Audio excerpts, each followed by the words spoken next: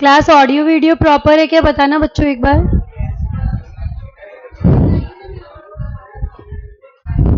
Yes.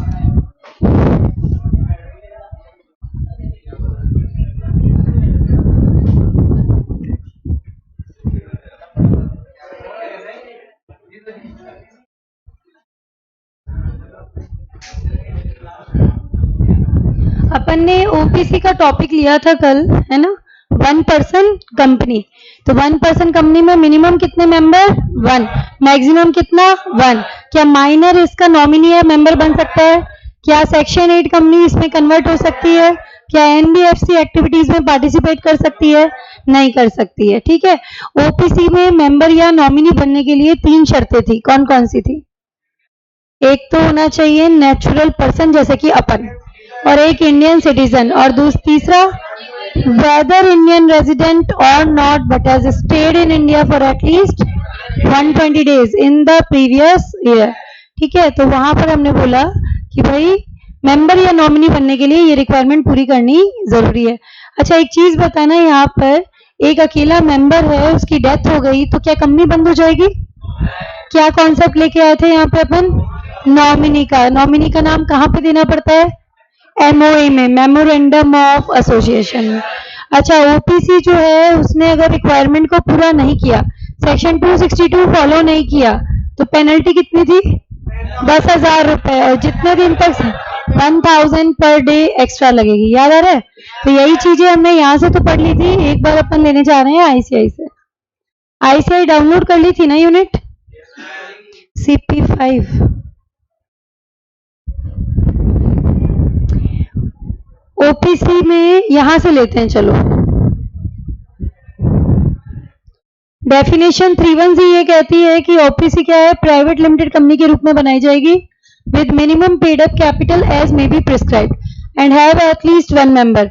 आज के दिन लेकिन बात करें, आपके कोर्स में जितनी भी एंटिटीज हैं, चाहे वो फर्म हो, चाहे वो कंपनी हो, चाहे वो एलएलपी हो, कोई मिनिमम कैपिटल रिक्वायरमेंट नहीं है। No minimum capital requirement.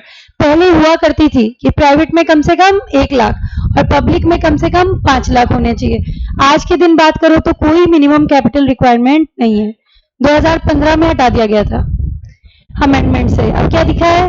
Only 1 person as member, कोई minimum paid up capital requirement नहीं है। एमओई के अंदर आपको उस पर्सन का नाम बताना पड़ेगा जो सब्सक्राइबर की डेथ या इनकैपेसिटी पे मेंबर बनेगा। कैन आई से नॉमिनीज नेम? नॉमिनी की डिटेल है ना, जो पर्सन जिसका नाम आप एज अ नॉमिनी डाल रहे हो उसकी क्या लेनी पड़ेगी? प्रायर रिटर्न कंसेंट, कि वो नॉमिनी बनने को तैयार है। वो अदर पर्सन जो है वो कभी भी अपनी कंसेंट वापस ले सकता है, और मेंबर कभी भी नॉमिनी को बदल सकता है। दोनों तरफ फ्रीडम दी हुई थी by giving notice. Member notice दे करके नॉमिनी को बदल सकता है, नॉमिनी नोटिस दे करके अपनी कंसेंट वापस ले सकता है। ये वाला पॉइंट आपको नहीं लेना है, एनी सच वाला।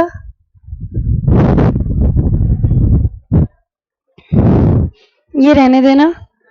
Only a natural person, Indian citizen, whether resident in India और अदरवाइज। लेकिन उसने क्या किया इंडिया में? कम से कम प्रीवियस ईयर में 120 डेज स्टे किया है। Will be eligible to incorporate OPC, मतलब उसका मेंबर बन सकता है और उसका नॉमिनी बन सकता है। 3 रिक्वायरमेंट है मेंबर या नॉमिनी बनने के, ये पढ़े थे अपन ने। इसके बाद क्या हो रखा है कि एक पर्सन एक से ज्यादा ओपीसी नहीं बना सकता, और एक पर्सन एक से ज्यादा ओपीसी में नॉमिनी नहीं बन सकता। दोबारा देखो, एक पर्सन एक से ज्यादा ओपीसी नहीं बना सकता, और एक पर्सन एक से ज्यादा ओपीसी में नॉमिनी भी नहीं बन सकता। ये पॉइंट पढ़ो एक बार।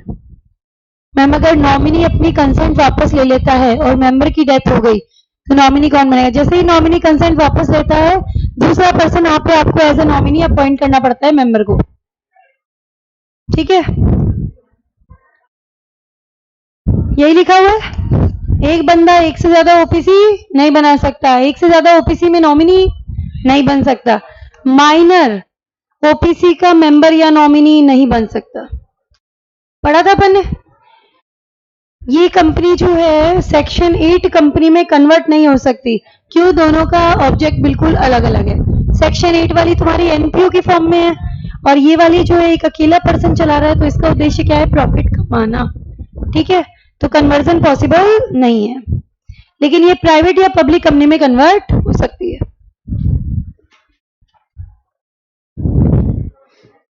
ओपीसी हमारी जो है non banking financial investment activities में पार्टिसिपेट नहीं करेगी। एक अकेला बंदा है, पब्लिक का पैसा लेके भाग गया, तो क्या बोल दिया? Non banking financial investment activities में पार्टिसिपेट नहीं करेगी। फिर क्या बोला? अगर ओपीसी या उसका कोई ऑफिसर प्रोविजन को फॉलो नहीं करते, फाइन लगेगा कितना? विच में एक्सटेंड टू 10,000 रुपीज, और जब तक डिफॉल्ट को सही नहीं करोगे 1,000 रुपीज पर डे एक्स्ट्रा लगेगा, टिल दिस डिफॉल्ट और कॉन्ट्रवेंशन कंटिन्यूज। तो इसी को मैंने क्या बताया था? 10,000 प्लस 1,000 पर डे। एक ही मेंबर है, प्राइवेट कंपनी के रूप में बनेगी, encourages the entrepreneurship and corporatisation of business. Procedural requirement को इजी कर दिया गया है, काफी सारी छूटें दी गई हैं, सेपरेट लीगल एंटिटी है, लिमिटेड लायबिलिटी है। ये सेम चीज ही है जैसे अपन ने चार्ट में पढ़ी थी। इसमें देखो प्रैक्टिकल क्वेश्चन एक करवा रही हूं आपको, यहाँ एंड में दिया हुआ है।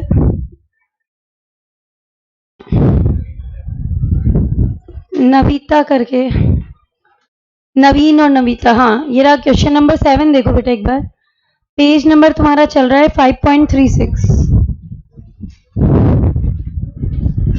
नवीन ने एक ओपीसी बनाई है और अपनी सिस्टर नवीता को नॉमिनी बनाया है। नवीता जो है भारत छोड़ के जा रही है permanently due to her marriage abroad. इस वजह से वो अपनी कंसेंट क्या कर रही है? विड्रॉ कर रही है, वापस कर रही है। टेकिंग इनटू कंसिडरेशन आपको इन क्वेश्चंस के आंसर्स देने हैं। पहला, अगर नवीता परमानेंटली इंडिया से बाहर जा रही है तो क्या ये कंपलसरी है कि उसे अपना नॉमिनेशन वापस लेना पड़ेगा?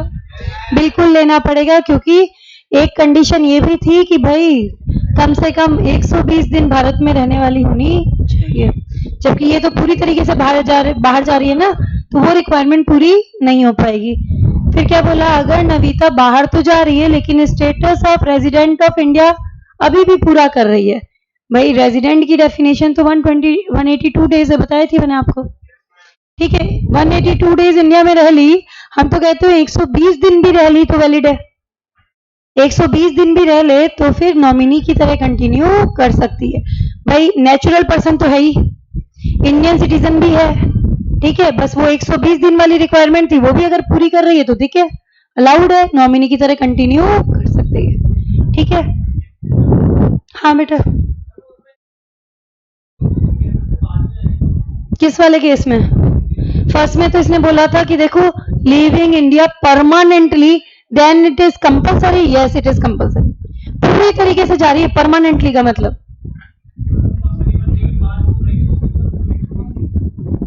यहाँ पे क्या बोल रहा है? अजम्पशन दी है आपको, आपको पूछ रहा है कि अगर पूरी तरीके से बाहर जा रही है तो क्या नॉमिनेशन वापस लेना पड़ेगा क्या?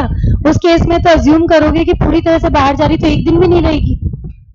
परमानेंटली वर्ड यूज किया है ना, हमेशा के लिए जा रही है इसका मतलब। अगर दिया हुआ होता क्वेश्चन में कि भाई रही है इतने दिन तो अपन मान लेते, परमानेंटली लिविंग आउटसाइड इंडिया दे दिया ना यहाँ पे, तो मतलब हमेशा के लिए जा रही है। आंसर देखो एक बार इसका 7th क्वेश्चन का।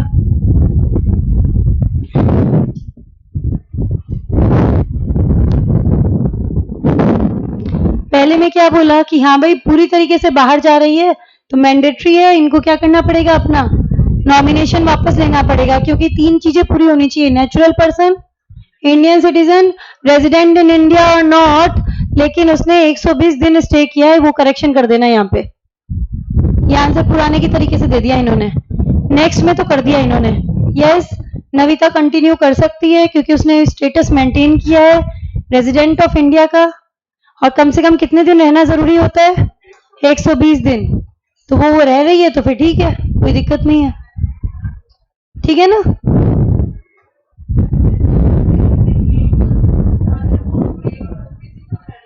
हाँ हो सकता है, एक में मेंबर और एक में नॉमिनी हो सकता है, लेकिन अगर मान लो जिसमें वो नॉमिनी है उसके मेंबर की डेथ हो गई तो इसे चूज करना पड़ेगा, एक को कंटिन्यू कर सकता है सिर्फ, दो में मेंबर नहीं बन सकता। हाँ किसी और को बना दो मेंबर, खुद नहीं बन सकता, खुद एक से ज्यादा ओपीसी में मेंबर नहीं बन सकता।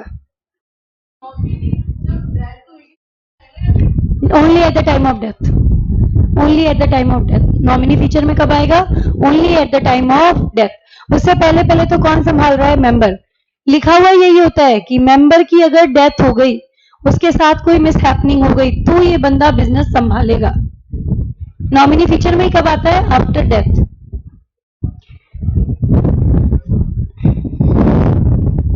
अब इसके आगे का पोर्शन लेने जा रहे हैं अपन।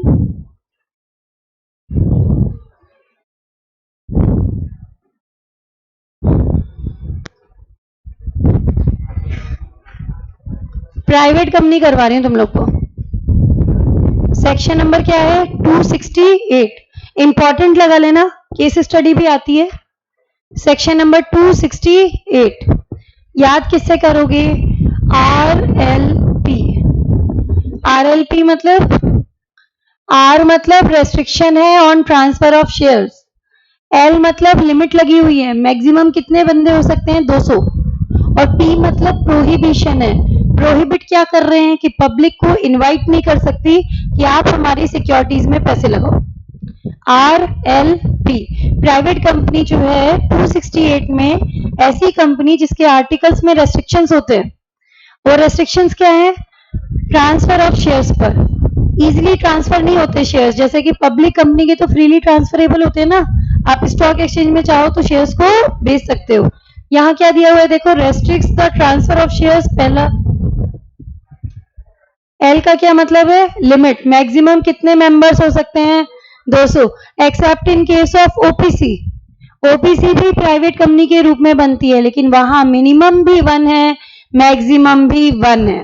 ठीक है, इस 200 की गिनती के अंदर एम्प्लॉय कम मेंबर्स और एक्स एम्प्लॉय कम मेंबर्स को शामिल नहीं माना जाता। ये जो दो अंदर 200 दिए हुए ना, maximum number of members in a private company, इस 200 की गिनती में employ cum members plus x employ cum members को इंक्लूड नहीं किया जाता। मतलब ऐसे एम्प्लॉयज जिनके पास कंपनी के शेयर्स हैं, उनको इस 200 की गिनती में नहीं लिया जाएगा। या ऐसे पर्सन जो पहले एम्प्लॉयमेंट में थे, उनके पास शेयर्स थे, आज उनका एम्प्लॉयमेंट तो खत्म हो गया लेकिन शेयर्स उनके पास अभी भी हैं। एक्स एम्प्लॉय कम मेंबर्स, उनको इन 200 की गिनती में शामिल नहीं किया जाता, वो इससे एक्स्ट्रा में जाते हैं। अगर ज्वाइंट शेयर होल्डर है तो उनको काउंट करना है 1। जैसे एबीसी ने मिलकर शेयर्स खरीदे तो 200 की गिनती में उन्हें 1 काउंट किया जाएगा। Joint share holders will be counted as 1। इस पे प्रैक्टिकल बनता है जो हम करेंगे। प्रोहिबिशन क्या है? पब्लिक को इनवाइट नहीं करोगे कि आप हमारी सिक्योरिटीज में पैसे लगाओ। Can not invite the public to subscribe for his securities. Joint share holder को कितना काउंट करना है? 1। देखो कम से कम कितने बंदे होने चाहिए प्राइवेट कंपनी में? 2। ज्यादा से ज्यादा कितने? 200। कोई मिनिमम कैपिटल रिक्वायरमेंट नहीं है, कोई मिनिमम कैपिटल रिक्वायरमेंट नहीं है। अपने कोर्स में जितनी भी एंटिटीज है ना, किसी में भी मिनिमम कैपिटल की कोई रिक्वायरमेंट नहीं है। स्मॉल कंपनी और ओपीसी आपकी प्राइवेट कंपनी के रूप में बनाई जाती है। ओपीसी तो आप पढ़ चुके हो, स्मॉल कंपनी अभी अपन को आगे पढ़ाएगा। क्या पढ़ा है दोबारा समझ लो। सेक्शन नंबर है 268। 268 सेक्शन में प्राइवेट कंपनी में बताया, प्राइवेट कंपनी वो है जिसके आर्टिकल्स में रेस्ट्रिक्शंस होते हैं और उसकी उतनी मिनिमम कैपिटल होनी चाहिए जितनी की प्रिस्क्राइब्ड है। बाद में जाके हमको बताता है कोई मिनिमम कैपिटल प्रिस्क्राइब नहीं है।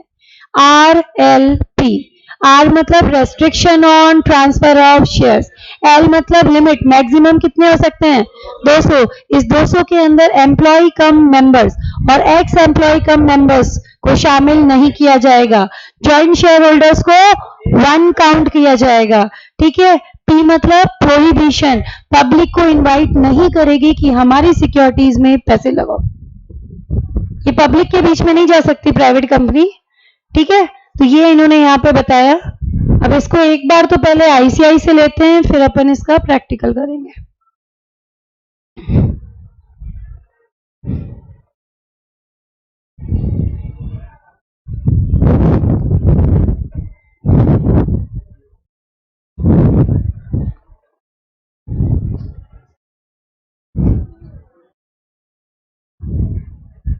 Private company, Private company means a company having a minimum paid up capital as may be prescribed. ये लाइन यहाँ पे दी हुई है, आगे जाके क्या बोलेगा, नो मिनिमम कैपिटल प्रिस्क्राइब्ड, क्योंकि 2013 में एक्ट आ गया था और अमेंडमेंट आया था 2015 में, इस वजह से एक्ट में यही लाइन मिलती है। आर्टिकल्स के अंदर क्या रेस्ट्रिक्शंस है, restriction on the right to transfer the share, OPC को अगर छोड़ दो तो लिमिट कितनी है, 200 की। प्रोवाइडेड दैट अगर ज्वाइंट शेयर होल्डर्स हैं तो उनको सिंगल मेंबर माना जाएगा। Provided further that person who are in the employment of the company और who have been formerly in the employment were members of the company while in the employment and continued to be member even after the employment has ceased, जिसको हमने short में क्या बोला, ex employ cum members, ex employ cum members. A के लिए बोला employ cum members और B के लिए बोला ex employ cum members will not be included in the number of the members। Prohibition क्या है, पब्लिक को इनवाइट नहीं करोगे कि हमारी सिक्योरिटीज में निवेश करो, can not invite public to subscribe for the securities.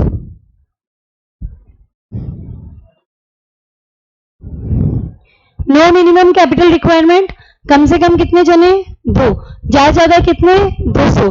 अब इस 200 के अंदर क्या क्या शामिल नहीं है, present employee cum members and erstwhile मतलब ex employees cum members. Right to transfer the shares restricted, cum मतलब एम्प्लॉय भी है और मेंबर भी है, टुगेदर एम्प्लॉय भी है और मेंबर भी है, एम्प्लॉय है साथ में शेयर्स भी हैं। Minimum number of member, prohibits any invitation to the public, private company public को इनवाइट नहीं कर सकती कि हमारी सिक्योरिटीज में पैसे लगाओ। इसके शेयर्स जो होते हैं ना, ये अपने क्या करते हैं, प्राइवेट प्लेसमेंट के थ्रू जारी करते हैं। ये जो फाइनेंस अरेंज करना है अपने ही मेंबर्स से, डायरेक्टर्स से, रिलेटिव से करते हैं। प्राइवेट कंपनी पर रेस्ट्रिक्शन है, वो पब्लिक के बीच में इशू लेके नहीं जाएगी। ये राइट सिर्फ किसका बनता है, पब्लिक कंपनी का। Prohibition on invitation to subscribe for securities, small company OPC private company के रूप में बनाई जाती है।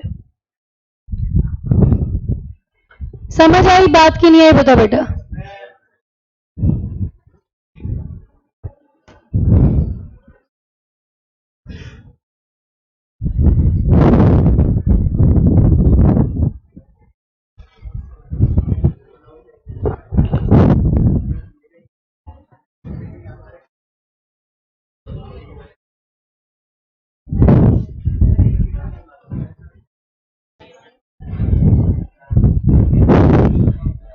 इसमें प्राइवेट कंपनी का क्वेश्चन होगा, देखना एक बार, क्वेश्चन नंबर पता चले बताना मुझे। एमसीसी वाले से ही ले रही हूं मैं प्रैक्टिकल क्वेश्चन के लिए। ये प्राइवेट कंपनी का ही क्वेश्चन है, ये ले लो। एबीसी लिमिटेड करके क्वेश्चन है, पेज नंबर 237 पे।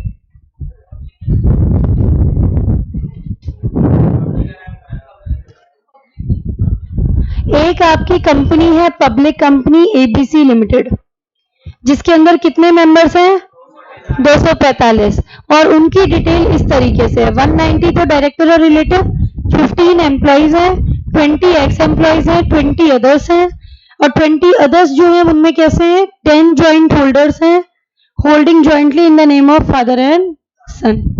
बोर्ड ऑफ डायरेक्टर क्या चाहते हैं कि इसको किस में कन्वर्ट कर दिया जाए, प्राइवेट कंपनी में, और आपसे ये पूछना चाहते हैं कि क्या नंबर रिड्यूस करना पड़ेगा क्या। मैक्सिमम 200 होता है ना, ठीक है, लेकिन उस 200 के अंदर एम्प्लॉइज एक्स एम्प्लॉइज को शामिल नहीं करते, हटाओ उनमें से। भाई एम्प्लॉइज कितने हैं, 15, एक्स एम्प्लॉइज कितने हैं, 20, 35 तो ये हट गए, और ज्वाइंट शेयर होल्डर को 1 काउंट करते हैं। 10 हो गए, तो तुम्हारा ये नंबर आ गया 200 के अंदर की नहीं आ गया, बताओ। आ गया तो मतलब no need to reduce the number of members, no need to reduce the number of members. इस तरीके से क्वेश्चन इस टॉपिक पे पूछे जाते हैं। आपको करना क्या पड़ेगा, आपको ये करना है कि भाई जो नंबर दिया है ना, उसके अंदर से आप एम्प्लॉइज का, एक्स एम्प्लॉइज का नंबर हटा देना, ठीक है, ज्वाइंट शेयर होल्डर को क्या काउंट करना है 1, तो फिर जो नंबर आएगा वो आपका यूजुअली दो के अंदर अंदर आ जाता है। समझ आया कि नहीं आया देख लो, बता दोबारा देख लो, अगर किसी को कोई डाउट है तो पूछ लो मुझसे।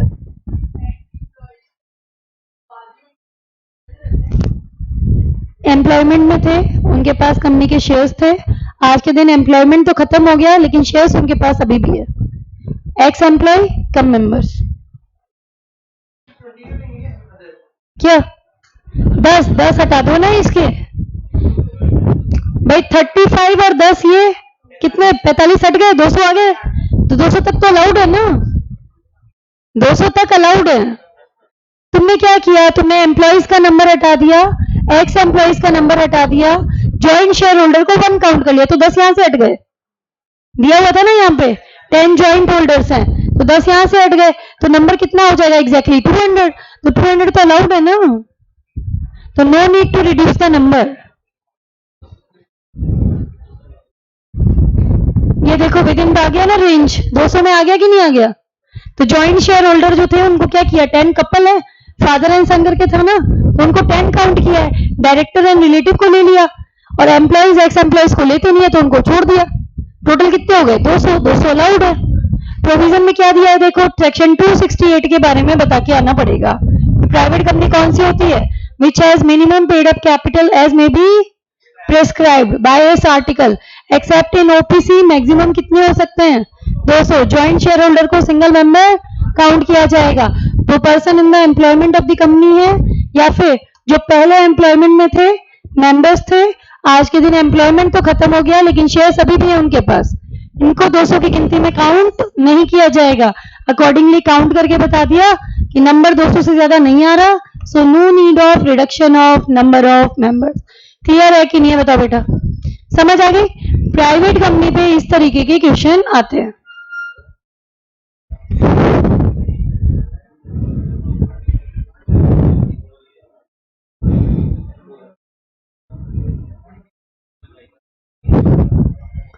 इसमें नहीं आ रहा, अब क्या आया हमारा स्मॉल कंपनी। स्मॉल कंपनी भी हमने अभी भी पढ़ा था, प्राइवेट कंपनी के रूप में ही बनाई जाती है, प्राइवेट कंपनी के रूप में ही ओपीसी बनती थी और प्राइवेट कंपनी के रूप में ही हमारा स्मॉल कंपनी बनती है। स्मॉल कंपनी में चेंजेस आए हैं, देखो चेंजेस क्या आए हैं वो सुन लो। स्मॉल कंपनी क्या होती है, स्मॉल कंपनी एक छोटी साइज की प्राइवेट कंपनी है, small sized private company, small sized private company, ठीक है। तो इसमें लैंग्वेज क्या आएगी, it means a company other then a public company, it means a company other then a public company. Other then a public company मतलब private company है, other than अ public company means private company. आपकी small company हमेशा private company के रूप में बनाई जाती है। आगे क्या बोला, ऐसी कंपनी जिसकी पेड अप शेयर कैपिटल, अभी भी आपको प्रोविजन में लिखा हुआ यही मिलता है और बाद में अमेंडमेंट कर देते हैं। क्या लिखा हुआ है, जिसकी paid up share capital 50 lakh और एवरेज एनुअल टर्नओवर 2 करोड़ से ज्यादा नहीं है, और सच हायर लिमिट जैसा कि बताया जाए, गवर्नमेंट चाहे तो इस लिमिट को बढ़ा के कितना कर सकती है 10 करोड़, गवर्नमेंट चाहे तो इस लिमिट को बढ़ा के कितना कर सकती है 100 करोड़। गवर्नमेंट ने कोविड के टाइम पे अपनी इस पावर को यूज किया और ये जो 50 लाख की लिमिट है इसको चेंज कर दिया और 2 करोड़ को चेंज कर दिया। कितना हो गया आज के दिन, पेड अप में तो कर दिया 2 करोड़ और टर्नओवर में कर दिया 20 करोड़। आपके क्वेश्चन में अब प्रैक्टिकली लगे तो कौन सी लिमिट लगेगी, 2 करोड़ 20 करोड़, ठीक है। क्या दिया हुआ है देखो, दोबारा देख लो। स्मॉल कंपनी कैसी कंपनी होती है, स्मॉल साइज प्राइवेट कंपनी है, company other than the public company जिसकी paid up share capital 2 crore से कम है और जिसका एवरेज एनुअल टर्नओवर 20 करोड़ से कम है, उसको क्या माना जाएगा, स्मॉल कंपनी। स्मॉल कंपनी की डेफिनेशन कहती है 3 चीजों को स्मॉल कंपनी में नहीं लिया जाएगा, एक तो तुम्हारी सेक्शन 8 कंपनी, और दूसरा कौन सी, होल्डिंग सब्सिडरी, और तीसरा गवर्न्ड बाय स्पेशल एक्ट जैसे कि आरबीआई, एलआईसी वगैरह। दोबारा समझ लो पूरी स्मॉल कंपनी की कॉन्सेप्ट कैसे पूछी जा सकती है। स्मॉल कंपनी कौन सी होती है, it means a company other then public company, मतलब प्राइवेट कंपनी के रूप में बनाई जाएगी। ऐसी प्राइवेट कंपनी जिसकी paid up share capital 2 crore से कम है, जिसका एवरेज एनुअल टर्नओवर 20 करोड़ से कम है, उसे क्या माना जाएगा? Small company. ठीक है, कौन सी 3 कंपनियों को इसमें शामिल नहीं करते? सेक्शन 8 कंपनी, होल्डिंग सब्सिडरी और स्पेशल एक्ट वाली। ठीक है, अब इसका क्वेश्चन अपने वाली बुक में तो नहीं है, क्यों? क्योंकि लिमिट बदली है ना, 2 करोड़ 20 करोड़ क्वेश्चन, लेकिन मैं तुम्हें करा रही हूं क्योंकि आ सकता है मेन एग्जाम में। कहां से ले रहे हैं?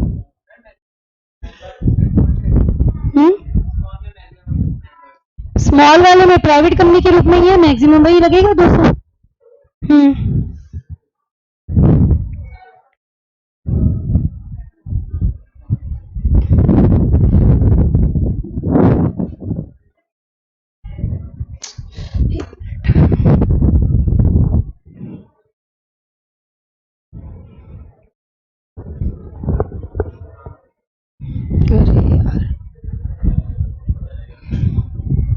इसमें क्वेश्चन दिया हुआ है और चेंज जो क्वेश्चन है लिमिट के अकॉर्डिंग, तो तुमसे पूछा जा सकता है। अब क्वेश्चन अगर स्मॉल कंपनी में आया ना तो इस तरीके का आएगा, इसलिए मैं आपको बता रही हूँ कि आप एक बार देख लो इस क्वेश्चन को।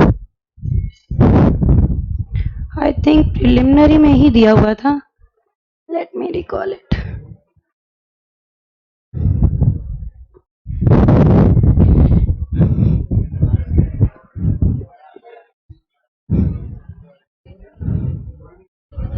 एक बार क्वेश्चन का आइडिया रहेगा ना तो इनकेस तुम्हारे एग्जाम में आ गया ना तो तुम कर पाओगे।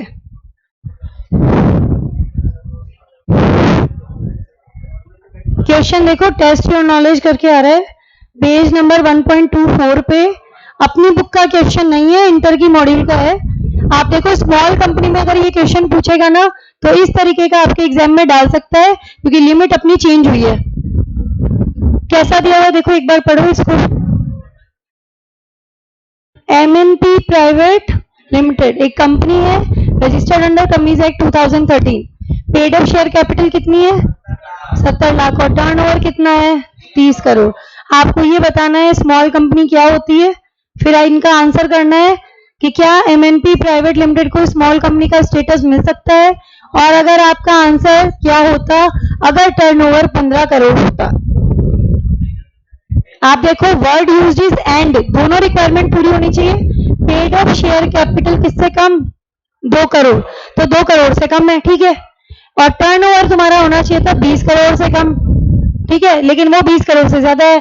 तो प्रेजेंट सिनेरियो में बात करें तो स्मॉल कंपनी का स्टेटस नहीं मिल सकता, क्योंकि वर्ड यूज्ड इज एंड, दोनों रिक्वायरमेंट पूरी होनी चाहिए थी।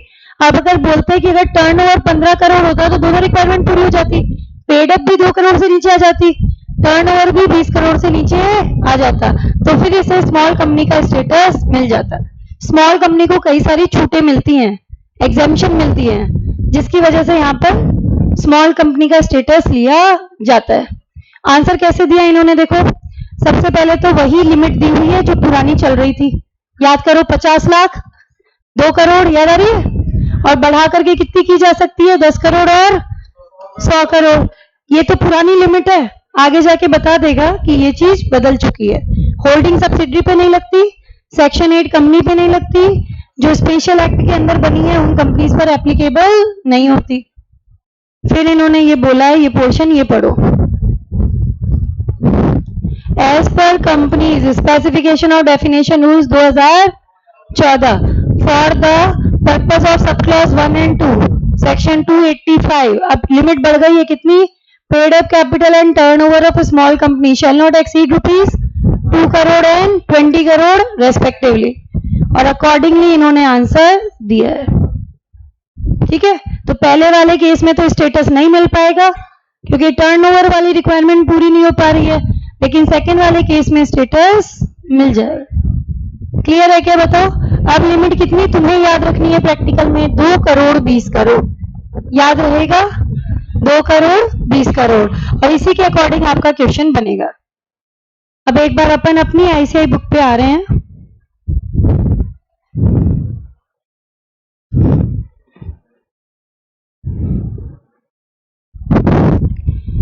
प्राइवेट कंपनी के बाद में स्मॉल कंपनी, सेक्शन नंबर क्या है? 285। पहले पुराने वाला पूरा बताता है, पहले 50 लाख हुआ करती थी ना पेड अप कैपिटल, और टर्नओवर कितना होता था 2 करोड़।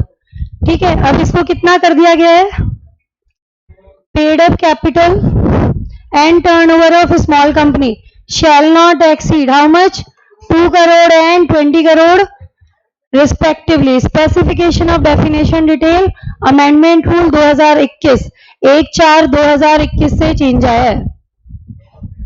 आज के दिन क्या लिमिट लगेगी, 2 करोड़ 20 करोड़। अगर आपको ये ना भी याद रहे ना तो आप 50 लाख और 2 करोड़ की जगह सीधे लिख सकते हो 2 करोड़ और 20 करोड़। जो प्रेजेंटली एप्लीकेबल लिमिट है वो कितनी है, 2 करोड़ और 20 करोड़। ठीक है, स्मॉल कंपनी के सिग्निफिकेंट पॉइंट्स दिए हुए हैं, उनको पढ़ते हैं। देखो अब ये पुराने वाले के हिसाब से दिया हुआ है, चेंजेस किए नहीं है। प्राइवेट कंपनी के रूप में बनती है, ठीक है, पेड अप कैपिटल 2 करोड़ और टर्नओवर 20 करोड़। क्या क्या शामिल नहीं है, सेक्शन 8 कंपनी होल्डिंग सब्सिडी, एक और लिखना, कंपनी बाय स्पेशल एक्ट। ऐसी कंपनियां जो स्पेशल एक्ट पास करके बनाई गई है उन पे भी नहीं लगता। स्मॉल कंपनी के बारे में हमने पढ़ा। अब क्या आ रहा है हमारा, पब्लिक कंपनी। पब्लिक कंपनी कौन सी कंपनी होती है, बहुत इजी डेफिनेशन है, जो प्राइवेट कंपनी नहीं है वो पब्लिक कंपनी है, जो प्राइवेट कंपनी नहीं है वो पब्लिक कंपनी है। Minimum paid up capital as may be prescribed, लिखा हुआ तो आएगा, आगे जाके बोलेगा नो मिनिमम कैपिटल प्रिस्क्राइब्ड। ठीक है, 2015 में मना कर दिया था। प्रोवाइडेड पब्लिक की सब्सिडरी को पब्लिक ही माना जाएगा। पब्लिक कंपनी की सब्सिडरी कंपनी को हमेशा पब्लिक कंपनी माना जाता है, चाहे वह प्राइवेट कंपनी ही क्यों ना हो। पब्लिक की सब्सिडरी पर कंपनीज एक्ट उसी तरीके से लगेगा जैसे वो एक पब्लिक कंपनी पे लगता है, चाहे वो प्राइवेट कंपनी ही क्यों ना हो। Provided that a company which is a subsidiary of a company not being a private company, not being a private company मतलब पब्लिक कंपनी, ऐसी कंपनी जो पब्लिक कंपनी की सब्सिडरी है will be deemed to be public company for the purpose of this act even where such subsidiary continues to be a private company in its articles. Public की subsidiary private भी हो तो उसके ऊपर companies act उसी तरीके से लगेगा जैसे वो एक पब्लिक कंपनी पे लगता है। पब्लिक की सब्सिडरी को भी पब्लिक माना जाएगा, पब्लिक कंपनी की सब्सिडरी को भी पब्लिक माना जाएगा, उसको पब्लिक कंपनी की सभी रिक्वायरमेंट को पूरा करना जरूरी है। सिग्निफिकेंट पॉइंट्स क्या क्या दिए हुए हैं देखो। पब्लिक कंपनी वो कंपनी है जो एक प्राइवेट कंपनी नहीं है, इसके शेयर्स फ्रीली ट्रांसफरेबल है, इजीली आप स्टॉक एक्सचेंज में क्या कर सकते हो, इनके शेयर्स को बेच सकते हो, कोई मिनिमम कैपिटल रिक्वायरमेंट नहीं है, कम से कम कितने मेंबर्स होने चाहिए 7, मैक्सिमम पे कोई लिमिट नहीं है, नो लिमिट, कोई लिमिट नहीं है।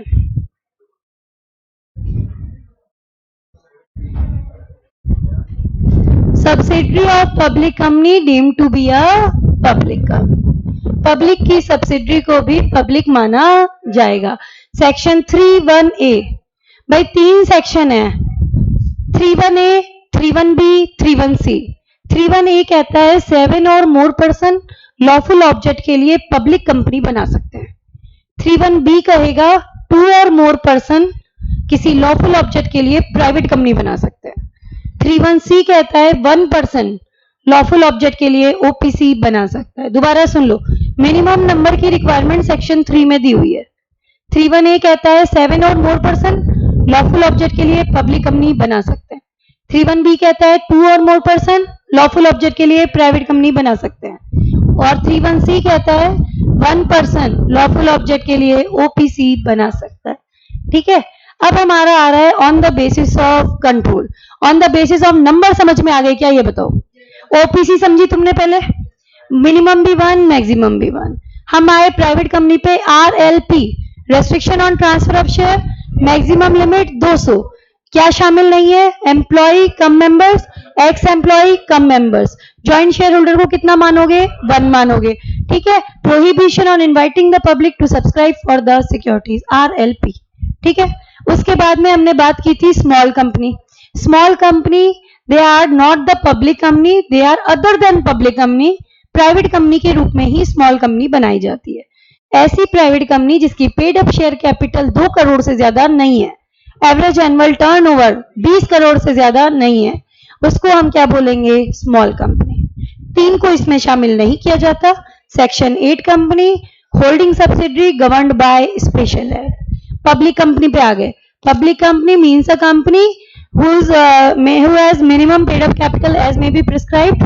ठीक है, इसके आर्टिकल्स में कोई रिस्ट्रिक्शन नहीं है, is not a private company. और पब्लिक की सब्सिडरी को भी पब्लिक माना जाएगा, कम से कम 7, मैक्सिमम कोई लिमिट नहीं है। ये पढ़ा अपन ने। अब लेने जा रहे हैं on the basis of control.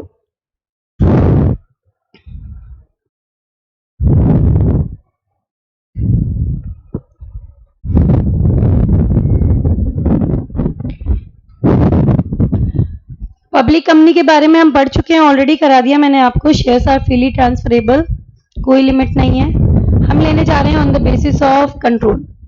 On basis of control बात करें, 3 तरीके की कंपनियां यहां दी हुई हैं, holding company, subsidiary company, associate company. कौन कौन सी?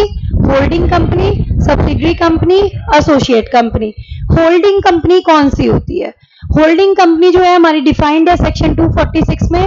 होल्डिंग कंपनी वो कंपनी है जिसकी एक या उससे ज्यादा सब्सिडरी हो। होल्डिंग कंपनी वो कंपनी है जिसकी कोई सब्सिडरी हो। A company which has one or more subsidiaries is holding company। जिस कंपनी का कंट्रोल होता है वो होल्डिंग है। होल्डिंग कंपनी वो है जिसकी कोई सब्सिडरी हो। और सब्सिडरी कंपनी कौन सी होती है वो पढ़ेंगे। होल्डिंग कंपनी में क्या दिया? मीन्स अ कंपनी विच है सब्सिडरी और सब्सिडरीज। सब्सिडरी कंपनी कौन सी होती है? सब्सिडरी कंपनी वो होती है जिस पर होल्डिंग कंपनी का कंट्रोल होता है। कंट्रोल रखने के 2 तरीके। एक तो क्या होता है कि भाई आप more than 50% total voting power पे कंट्रोल कर लो। More than 50% total share capital या वोटिंग पावर पे कंट्रोल कर लो। दूसरा तरीका क्या है? डिसीजन कौन लेते हैं? Board of director. तो बोर्ड ऑफ डायरेक्टर की कंपोजिशन पे कंट्रोल कर लो। 2 में से किसी भी एक तरीके से कंट्रोल रखा जा सकता है। क्या दे रखा है? A company in which the holding company controls the composition of board of directors और exercises control over more than 1/2 of the total share capital, चाहे तो खुद के पास हो चाहे सब्सिडरीज के पास मिला के हो, आइदर ऑन इट्स ओन और अलोंग विद इट्स सब्सिडरीज। चाहे खुद के पास हो चाहे खुद की सब्सिडरीज के पास मिला के हो। अगर कंट्रोल करना है उसके 2 तरीके, बीओडी की कंपोजिशन पे कंट्रोल कर लो या फिर टोटल शेयर कैपिटल या वोटिंग पावर पे कंट्रोल कर लो। एग्जाम्पल से समझते हैं। एक कंपनी है ए कंपनी और एक कंपनी है बी कंपनी। एक मिनट,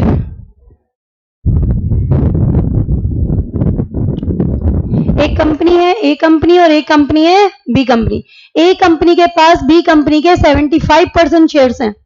ए हो गई तुम्हारी होल्डिंग और बी हो गई सब्सिडरी। ठीक है। दूसरा, ए कंपनी जो है और दूसरी कंपनी है बी कंपनी। ए कंपनी के पास पावर है कि बी कंपनी के 7 डायरेक्टर्स में से 4 डायरेक्टर को अपॉइंट कर सकती है या रिमूव कर सकती है। मतलब एक कंपनी के पास दूसरी कंपनी के मेजॉरिटी बोर्ड ऑफ डायरेक्टर्स को हटाने का या अपॉइंट करने का पावर है। तो फिर जिसके पास ये पावर है वो तो हो गई होल्डिंग और दूसरी क्या हो गई? सब्सिडरी। समझ आई चीज? ए कंपनी के पास पावर है कि मेजॉरिटी डायरेक्टर्स जो है उनको अपॉइंट कर सकती है या फिर रिमूव कर सकती है। ए हो गई तुम्हारी होल्डिंग, बी हो गई सब्सिडरी। दोबारा देख लो होल्डिंग सब्सिडरी की रिलेशनशिप। सेक्शन 242 क्या कहता है हमारा? कि होल्डिंग कंपनी वो कंपनी है जिसकी कोई सब्सिडरी हो। सब्सिडरी कंपनी कौन सी होती है? जिसपे होल्डिंग कंपनी का कंट्रोल हो। कंट्रोल हो सकता है 2 तरीके से, control over composition of board of director. Majority of BOD पे कंट्रोल है, उनको चाहे तो अपॉइंट कर सकते हैं या रिमूव कर सकते हैं, ये पावर है। दूसरा क्या है? Control over more than 50% of total voting power और share capital of the company. वो भी दूसरा तरीका हो गया कंट्रोल रखने का। ठीक है। टोटल शेयर कैपिटल के अंदर क्या क्या आएगा वो देखो एक बार। हाँ, चाहे तो खुद के पास हो चाहे आपके और आपकी सब्सिडी के पास मिला के हो। भाई सब्सिडरी पे तो कंट्रोल तुम्हारा ही है ना। हाँ, चाहे तो अकेले के पास हो चाहे उनकी सब्सिडरीज के पास मिला के हो, एक ही बात है, चाहे डायरेक्टली हो चाहे इनडायरेक्टली हो, कंट्रोल होना चाहिए। मेन कंट्रोल तो होल्डिंग का ही होता है ना। टोटल शेयर कैपिटल में क्या होगा, इक्विटी तो हमेशा लोगे, लेकिन प्रेफरेंस शेयर कैपिटल तभी लेना जब क्वेश्चन में क्या वर्ड यूज किया जाए, कन्वर्टिबल। अगर कन्वर्टिबल वर्ड यूज नहीं किया गया ना तो प्रेफरेंस शेयर कैपिटल को काउंट मत करना। कब लेना है प्रेफरेंस शेयर कैपिटल को, जब वर्ड यूज हो कन्वर्टिबल। ठीक है, कन्वर्टिबल आए तो लेना है, अदरवाइज नहीं लेना है। यूजुअली कन्वर्टिबल वर्ड नहीं आता, इस वजह से हम प्रेफरेंस शेयर होल्डर को काउंटिंग में लेंगे ही नहीं। याद रखना ये चीज है ना। टोटल शेयर कैपिटल 50% से ज्यादा निकालना पड़ सकता है ना आपको, तो उसके अंदर प्रेफरेंस जो है तभी लेना जब कन्वर्टिबल वर्ड यूज हो, अदरवाइज नहीं लेना। अब क्या बच गई हमारी, associate company. Section number 2(6). Associate company कौन होती है, जिसपे किसी दूसरी कंपनी का सिग्निफिकेंट इन्फ्लुएंस हो। एसोसिएट हमेशा नीचे होता है, एसोसिएटेड विद हिम, उनसे साथ जुड़ा हुआ है, नीचे असिस्टेंट वाली पोस्ट हो गई। ठीक है, तो एसोसिएट कंपनी कौन सी है, जिसके ऊपर दूसरी कंपनी का सिग्निफिकेंट इन्फ्लुएंस हो। अब सिग्निफिकेंट इन्फ्लुएंस का मतलब क्या है, 20% और more of the voting power decision पे कंट्रोल। अब भाई 20% से ज्यादा है बट 51% से कम है, होल्डिंग सब्सिडी की रिलेशनशिप में नहीं आ रही, पर 20% भी तो अपने आप में मायने रखता है कि नहीं रखता है, तो एक अलग कैटेगरी बना दी, क्या, एसोसिएट कंपनी। एसोसिएट कंपनी क्या लिखा है देखो, अ company in which the other company has significant influence, control of at least 20% of the total voting power और कंट्रोल। ठीक है, 20% या इससे ज्यादा का कंट्रोल होना चाहिए, तो आपकी किसमें चली जाएगी, एसोसिएट कंपनी। ठीक है, एक यहाँ पे स्टेटमेंट दिया हुआ है कि जो शेयर्स एक कंपनी ने दूसरी कंपनी में फिड्यूसरी कैपेसिटी में होल्ड कर रखे हैं, उसको इस 20% की लिमिट में काउंट नहीं किया जाएगा। क्या लिखा हुआ है, पढ़ना एक बार, shares held in fiduciary capacity will not be counted in the 20% limit. Shares held in fiduciary capacity will not be counted in the 20% limit। समझाओ ये वाली लाइन, काम तो तुम्हारा इसको याद करने से भी चल जाएगा, कहीं पूछेगा नहीं तुमसे। क्या है ये चीज, ये देखो, फिड्यूसरी कैपेसिटी में शेयर होल्डर करना होता क्या है वो सुनो एक बार। एक है दादाजी, ग्रैंडफादर, ठीक है, ये इनका अपने एक पोता है, इनका एक माइनर बेटा है, बेटा क्या मतलब पोता है, ग्रैंडसन, बिलो 18 ईयर्स है। दादाजी का पोते के अलावा कोई नहीं है और पोते का भी दादाजी के अलावा कोई नहीं है। ठीक है, अब दादाजी ने क्या की, एक कंपनी बना रखी है, सपोज करो उसका नाम है ए प्राइवेट लिमिटेड। अब दादाजी अगर डायरेक्टली अपनी प्रॉपर्टी इसको ट्रांसफर करें तो उनको तो पता है कि भाई ये तो छोटू है, नादान है, बालक है, दुनिया इसको बेच खाएगी, तो डायरेक्टली इसको प्रॉपर्टी ट्रांसफर नहीं कर रहे। इन्होंने क्या किया, एक ट्रस्ट बना दिया और इस कंपनी को क्या बना दिया, ट्रस्टी, और ये बोला कि भाई जो भी मेरी प्रॉपर्टी वगैरह है ना वो मेरे इसको ग्रैंडसन को ट्रांसफर करना बाद में। बेनिफिशियरी किसको बना दिया, अपने ग्रैंडसन को। अब हुआ क्या, दादाजी की तो हो गई डेथ। दादाजी के पास एक कंपनी के शेयर्स थे, बी प्राइवेट लिमिटेड। अब दादाजी की डेथ के बाद में उनकी प्रॉपर्टी ट्रस्ट में चली गई, किसके पास, ए प्राइवेट लिमिटेड के पास। ए प्राइवेट लिमिटेड के पास बेटा बी प्राइवेट लिमिटेड के शेयर्स तो आ गए, पर क्या ए प्राइवेट लिमिटेड का इन शेयर्स पर हक है क्या, नहीं है ना। ये शेयर्स किसके हैं, इनके ग्रैंडसन को बिलोंग करते हैं। A private limited is holding the shares in fiduciary capacity, ये 20% की लिमिट में काउंट नहीं हो गए। जो शेयर्स एक दूसरी कंपनी फिड्यूसरी कैपेसिटी में होल्ड कर रही है उसे इस 20% की लिमिट में काउंट नहीं किया जाता। दोबारा समझ लो, हमने अभी जो पढ़ा होल्डिंग सब्सिडरी और एसोसिएट के बारे में। होल्डिंग कंपनी वो कंपनी है जिसकी एक या एक से ज्यादा सब्सिडरी हो। सब्सिडरी कंपनी वो है जिसपे होल्डिंग कंपनी का कंट्रोल हो। कंट्रोल दो तरीके से, majority of board of director composition या फिर more than 50% of total voting power और share capital. Total share capital या वोटिंग पावर में इक्विटी तो पूरी लेनी है, प्रेफरेंस सिर्फ तभी लोगे जब कन्वर्टिबल दिया हो। यही पढ़ा अपन ने। फिर हमने क्या बोला, एसोसिएट कंपनी। एसोसिएट कंपनी क्या होती है, जिसपे दूसरी कंपनी का सिग्निफिकेंट इन्फ्लुएंस हो।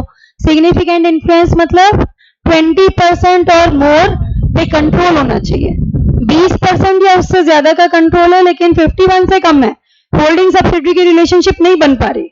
भाई 50 से ऊपर होते ही तो ये सब्सिडी में आ जाएगा, होल्डिंग सब्सिडी मतलब 20 या उससे ज्यादा लेकिन 51 से कम, तो वो किस में जाते हैं, तुम्हारे एसोसिएट कंपनी में।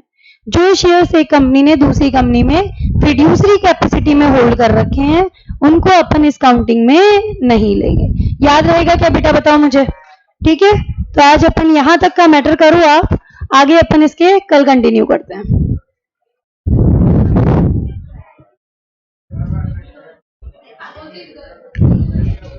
कोई क्वेरी हो बेटा आप पूछ सकते हो।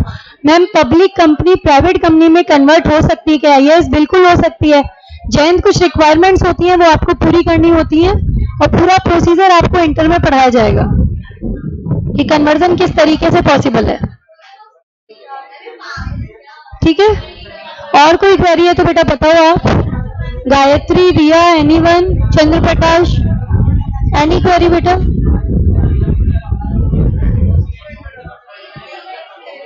नहीं तो चलो फिर अपन बेटा वाइंड अप करते हैं।